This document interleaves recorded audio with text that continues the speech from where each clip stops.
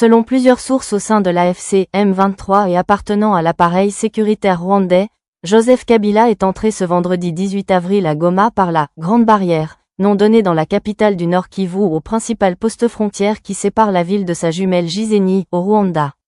Une entrée qui s'est faite en toute discrétion, sans aucune déclaration de l'intéressé qui n'a pas non plus été vue en public au cours de sa visite, et sans aucune confirmation officielle à ce stade, ni dans le camp de l'ancien président, ni au sein du groupe politico-militaire qui tient la cité depuis 2 mois. Dès la fin de l'après-midi cependant, l'information révélée par des membres de l'entourage de Joseph Kabila ainsi que par plusieurs sources au sein du leadership de l'AFC M23 s'est répandue comme une traînée de poudre, suscitant des réactions très contrastées chez les habitants de Goma partagées entre l'espoir d'un changement de paradigme et la crainte d'une nouvelle dégradation de la situation sécuritaire, l'actuel président congolais Félix Tshisekedi ayant accusé à plusieurs reprises son prédécesseur d'être derrière la rébellion de l'AFC M23. Un retour et beaucoup de questions. À ce stade, cette visite à Goma de Joseph Kabila pose aussi et surtout beaucoup de questions, à commencer par celle de savoir où celui-ci se trouve désormais exactement. Est-il encore sur place, comme certains l'affirment? Ou bien est-il retourné au Rwanda, comme l'indiquent d'autres sources? En outre, pourquoi celui-ci se montre-t-il aussi actif actuellement?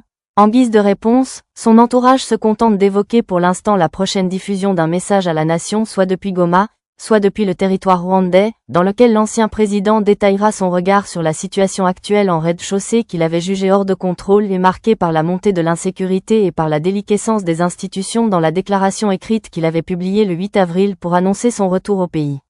Une situation dont une lecture très politique est aussi largement partagée parmi ses proches, à savoir celle d'une série de « coups d'État » qu'aurait orchestré Félix Tshisekedi. Un coup d'État institutionnel, d'abord, avec le basculement de la majorité parlementaire en 2020 puis des élections jugées truquées, un coup d'État constitutionnel, ensuite avec le projet qu'aurait l'actuel président de modifier ou de réviser la Constitution.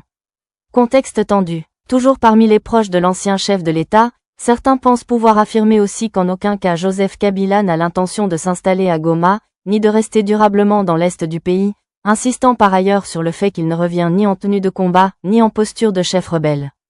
Selon eux, son séjour sur place sera de courte durée, avec pour principal objectif de rencontrer des personnalités locales.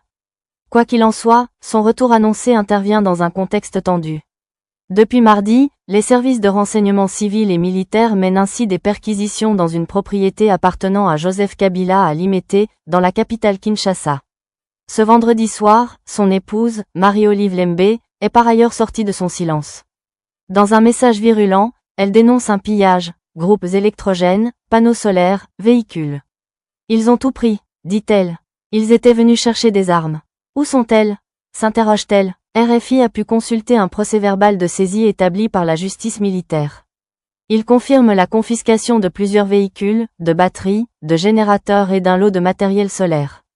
Le tout retrouvé entre les mains du comptable et du gardien de la concession.